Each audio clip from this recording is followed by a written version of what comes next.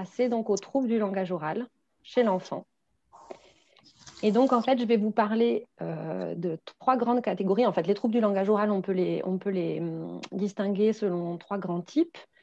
Donc, les troubles acquis, donc ça, je passerai très rapidement. Hein, c'est ceux qui sont suite à une lésion cérébrale. On ne va pas rentrer dans les détails à ce niveau-là. Je vais vous parler un peu plus en détail des troubles développementaux secondaires, c'est-à-dire qui sont secondaires à une autre pathologie. On les dit donc associés à X, associés à une condition biomédicale. On va parler de tout ça. Je vous expliquerai un peu tout ça. Et puis après, on parlera donc des troubles développementaux du langage oral, donc ceux qu'on appelle les dysphasies. Et à chaque fois, on se placera dans cette perspective du modèle dont j'ai un petit peu parlé ce matin et que Marcella vous a aussi présenté. On essaiera de voir à quel niveau en fait, se situent les difficultés rencontrées par l'enfant dans son langage. Donc, on verra qu'on peut parler de difficultés au niveau du contenu, au niveau de la forme, de l'usage, et à chaque fois dans un versant expressif, mais aussi dans un versant réceptif, donc de compréhension du langage. Donc, voilà ce qui va nous occuper donc, là de 13 h jusqu'à 15 h. Voilà, c'était ce qui était prévu, sachant que voilà, si c'était ça, 5 heures, comme on s'était un peu décalé, qu'on avait commencé à 9 h au lieu de 10 h, du coup on finit 1 heure plus tôt à 15 h au lieu de 16 h. Ok, alors on y va. Donc les troubles acquis, je ne vais pas rentrer dans les détails, mais je veux simplement vous présenter rapidement de quoi il s'agit. En fait, donc c'est les troubles du langage oral qui sont les moins souvent rencontrés chez l'enfant, ce sont les plus rares, c'est ceux qui font suite à une atteinte cérébrale. Donc il y avait un développement antérieur du langage oral qui se faisait de façon normale. Et puis, il y a une lésion cérébrale qui survient et qui va déclencher un trouble du langage. Donc, ce qu'on va plutôt appeler des aphasies. Soit ce qui font suite, par exemple, à un traumatisme crânien ou à une épilepsie ou à un AVC, des tumeurs, etc. Donc, j'ai plus particulièrement évoqué l'épilepsie de Landau-Kleffner parce que c'est une épilepsie où, en fait, souvent, on la repère parce qu'il y a une régression dans le langage de l'enfant, dans les capacités de langage de l'enfant. En tout cas, on est vraiment ici dans une perspective où finalement le langage oral se développait bien et puis d'un coup survient une atteinte cérébrale et le langage oral est touché. Donc, on parle plutôt d'aphasie. Donc, je ne vais pas plus exposer ça, mais je vais présenter un cas qui est un peu à la limite entre ces troubles acquis et les troubles développementaux. Et je vais vous parler, en fait, par exemple, des dysarthries, donc des troubles de l'articulation qu'on rencontre dans un contexte d'infirmité motrice cérébrale. Donc ça, c'est des enfants qui présentent des troubles moteurs, donc de type paralytique, avec des troubles de la coordination, qui font suite à des lésions cérébrales précoces, qui ne sont pas héréditaires et qui ne sont pas évolutives. En fait, les conséquences sont évolutives, mais en tout cas, il s'agit de lésions qui sont liées à des problèmes au niveau néonatal, donc soit par exemple enfin, une souffrance néonatale dans le cas d'une grande prématurité, un épisode d'ischémie, une hémorragie, et donc il y a une lésion cérébrale finalement. Donc le tableau clinique il va être différent suivant l'étendue de la lésion. Plus la lésion est importante et plus les fonctions seront touchées. Donc, on peut avoir donc, des troubles de la motricité qui vont être plus ou moins importants, des troubles de l'attention, des troubles de la mémoire, et puis pareil, des troubles du langage, mais qui pourront être plus ou moins importants. Alors, c'est des enfants pour lesquels il y a une évolution, bien sûr, qui est possible. Il y a des possibilités d'adaptation. En fait, certaines parties du cerveau vont suppléer à d'autres parties atteintes, et ça, c'est toute la plasticité neuronale. Donc, je voulais juste vous présenter, du coup, le cas d'Antoine. Donc, c'est celui qu'on a vu un tout petit peu au début. Donc, hop, on va le lancer et donc on va l'entendre pendant un bilan orthophonique. Donc là, c'est un exercice où il doit dénommer des images. Donc on ne voit pas les images, en fait, on n'a pas pu tout filmer. Enfin voilà, ce n'est pas toujours très bien fait, mais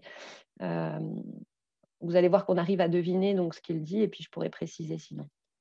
Donc on va écouter Antoine. Je vais te montrer des trucs sur moi, tu me dis comment ça s'appelle. Ça fait ça. Ça. Ouais, ça. Tes dents. Quoi? Tes dents. Oui, très bien. Ça. Tes têtes. Non, tout ça. La main. Oui. Ça. Les pieds. Oui. Les trois. Doigt. Trois.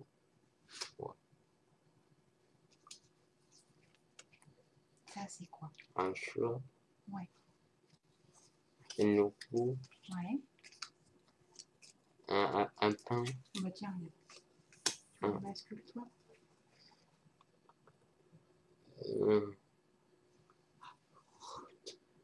Un quoi?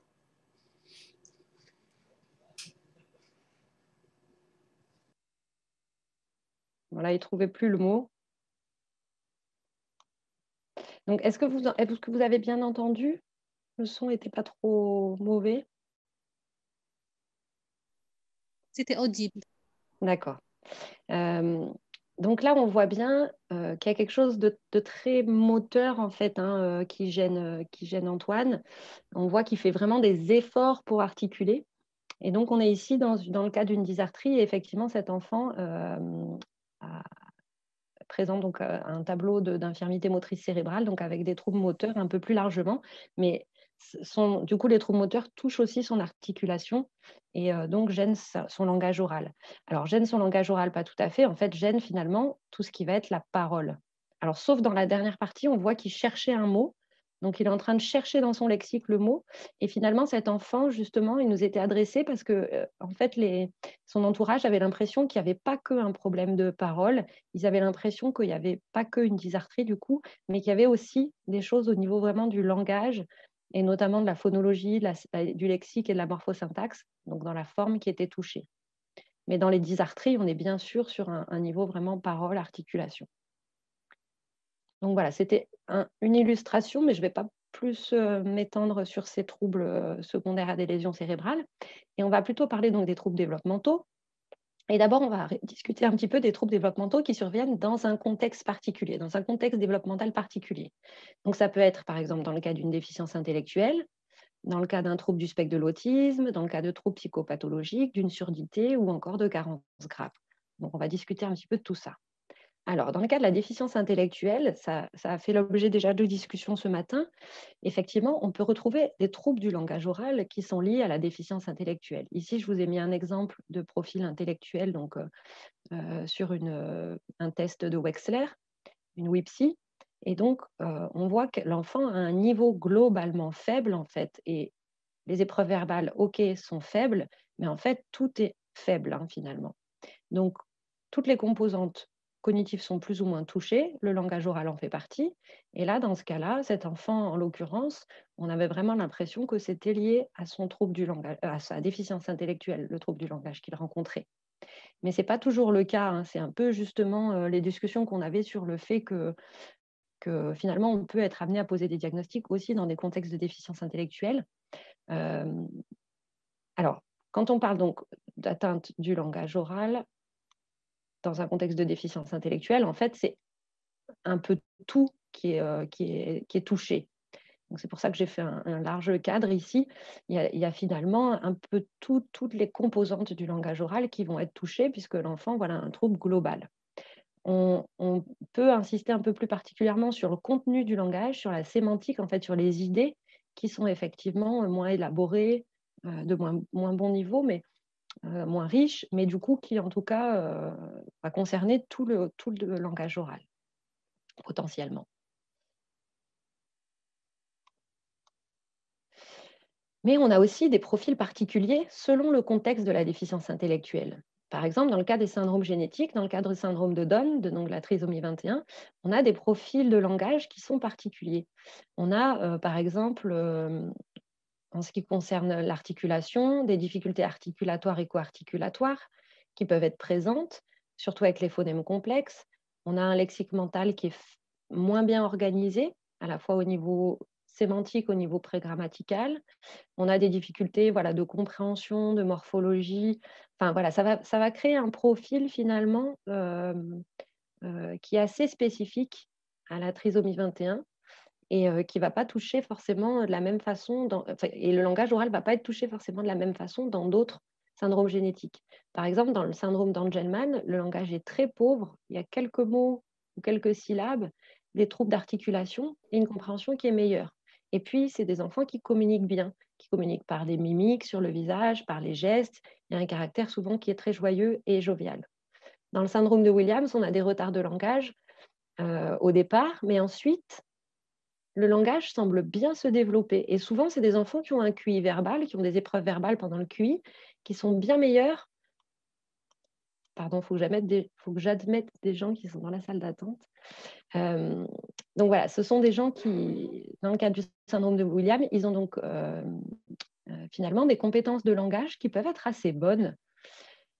Et c'est surtout les capacités visio-spatiales, le raisonnement visuel qui est touché. Et c'est des enfants qui sont souvent, qu'on dit, hyper sociables. Donc en fait, en apparence, leur langage, malgré le contexte d'une déficience intellectuelle, hein, ce sont des enfants qui présentent une déficience, le langage semble assez bien développé. Mais en fait, on a des atypies. Par exemple, c'est des enfants qui vont plus souvent employer des mots de basse fréquence. Donc c'est pour ça que ça donne l'impression d'un langage assez de bon niveau, parce qu'en fait, ils utilisent des mots rares, des mots voilà, qui sont plutôt d'un bon niveau. Donc ça, c'est quand même atypique. Et ils ont des difficultés pragmatiques, donc des difficultés dans l'échange social, ce qu'on appelle un peu un discours cocktail party, en fait, où du coup, ils utilisent beaucoup des phrases toutes faites, ils ont du mal à respecter les tours de parole. Donc, ils ont des difficultés dans l'usage du langage qui ressort. Mais finalement, ils ont un lexique qui est quand même riche et avec beaucoup d'utilisation de mots de basse fréquence. Donc, ce qui est assez atypique. Et puis, il y a un attrait pour la musique dans le syndrome de Williams aussi qui est intéressant, qui est sans doute lié. Enfin, il y a des auteurs qui pensent que c'est lié à leur bon niveau en langage par ailleurs.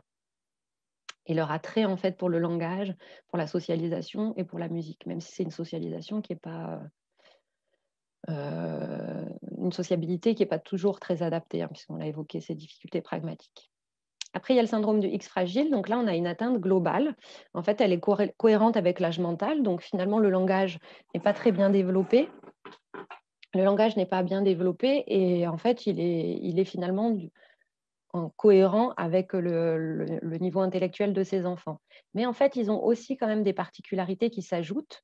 Ils ont des difficultés plus spécifiquement autour de l'articulation, de la fluence de leur langage, et il y a des persévérations. En fait, ils vont avoir tendance à persévérer, à répéter les mêmes mots, les mêmes phrases ou les mêmes syllabes. Donc, il y a des comportements répétitifs comme ça qui vont caractériser leur langage. Donc finalement, j'ai pris ce tableau d'une présentation du docteur Comblin à Genève en 2018 qui nous disait ça, qui disait en fait pour un niveau de déficience intellectuelle plus ou moins équivalent, donc là, X fragile, syndrome de Down ou syndrome de Williams, ils ont tous des difficultés modérées à sévères, enfin, des déficiences intellectuelles qui peuvent être modérées, mais ils vont avoir des profils de langage très différents. Donc, comme par exemple, on a vu dans le syndrome de Williams, où finalement, là, la parole est assez bien préservée. On a des particularités lexicales parce qu'ils utilisent des mots de basse fréquence. Mais voilà, et puis une altération de la pragmatique. Mais finalement, ils ont une syntaxe du langage qui est bien préservée. Ils arrivent bien à construire leurs phrases. Alors que pour un même niveau intellectuel, on a d'autres enfants qui vont avoir vraiment des difficultés au niveau syntaxe, comme c'est le cas pour le syndrome de Down ou dans le X fragile. Donc voilà, on peut avoir pour un niveau de déficience intellectuelle à peu près équivalent des profils assez variables. Donc en fait, le trouble du langage oral n'est pas toujours lié à la déficience intellectuelle, mais il s'y associe. Il est à prendre en compte, bien sûr, dans ce contexte de déficience intellectuelle.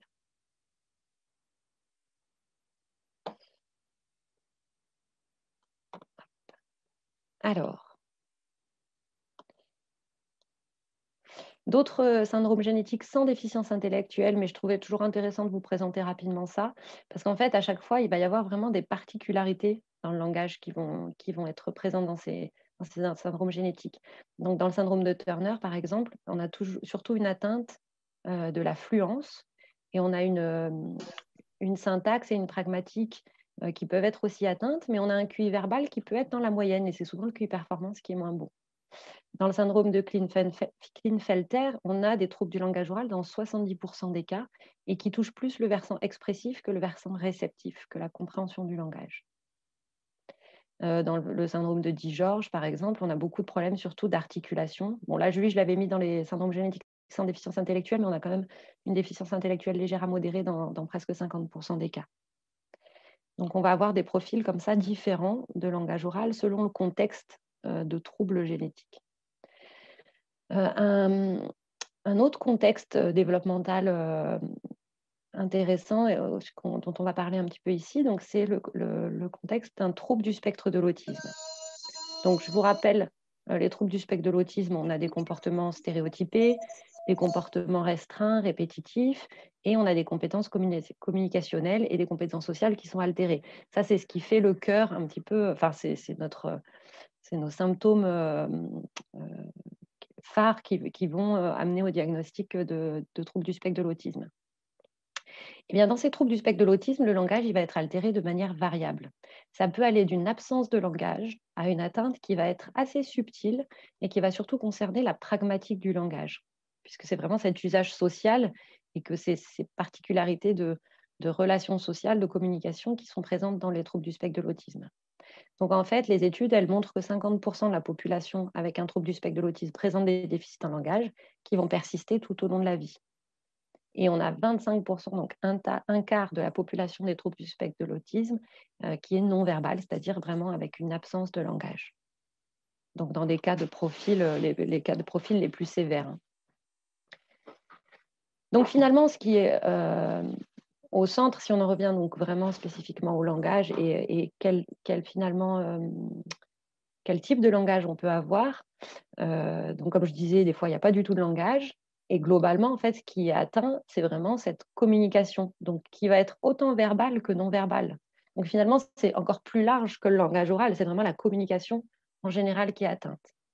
Donc, les particularités fréquentes qu'on peut voir en termes de communication et en termes de langage oral, c'est des particularités donc, sur le regard, sur le pointage, sur l'attention conjointe, sur l'utilisation de gestes signifiants.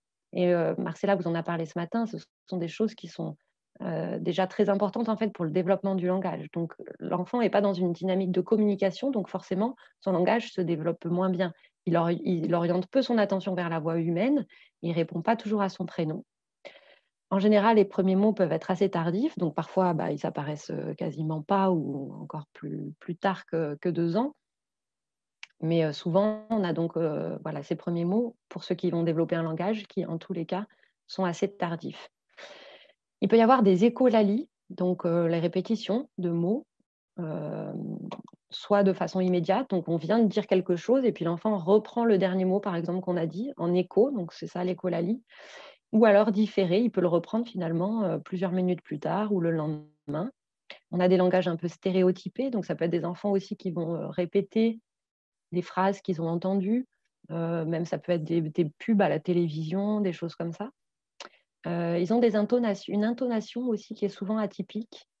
Il peut y avoir aussi un langage idiosynkrasique, ça veut dire qu'il va utiliser des mots qu'il invente ou il utilise des mots qui ont en fait un autre sens. Donc, il peut y avoir aussi des incohérences syntaxiques, des incohérences logiques et globalement, ça peut créer des difficultés discursives. Et après, il y a certaines formes aussi de troubles du spectre de l'autisme qui sont vraiment de plus haut niveau, où il va y avoir des choses vraiment plus fines et plus discrètes. Les enfants vont plutôt être gênés sur tout ce qui va être vocabulaire abstrait, ce qui va être implicite, l'utilisation de métaphores, les expressions qui vont prendre au pied de la lettre, des choses comme ça. Donc, je vous présente la vidéo d'un autre enfant. Donc, pareil, qui est pendant un bilan. Et donc, Antoine a un trouble du spectre de l'autisme qui est modéré. Il a un langage qui est quand même assez bien développé. Mais vous allez entendre quelques petites particularités. Et puis, vous allez voir aussi les particularités qui vont se jouer dans l'interaction, en fait, avec l'orthophonie. Celui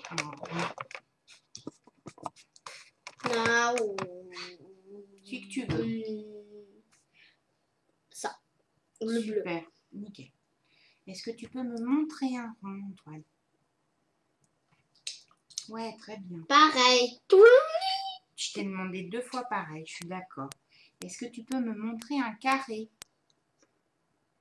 Le carré. Montre un carré. Comme tu veux. Lequel tu veux. Ça. Parfait. Tu peux me montrer un rond bleu? Mais un carré, hein. Montre-moi un rond bleu. Ça. Ça, c'est un carré bleu. Moi, je veux un rond bleu. Il est où? Montre un rond bleu. Ça. Quoi? Ça, c'est pas un rond. Ça, c'est un carré. Ça aussi, c'est un carré. Pareil. Ouais, et Antoine, moi, j'ai dit montre un rond bleu. Il est où le rond bleu?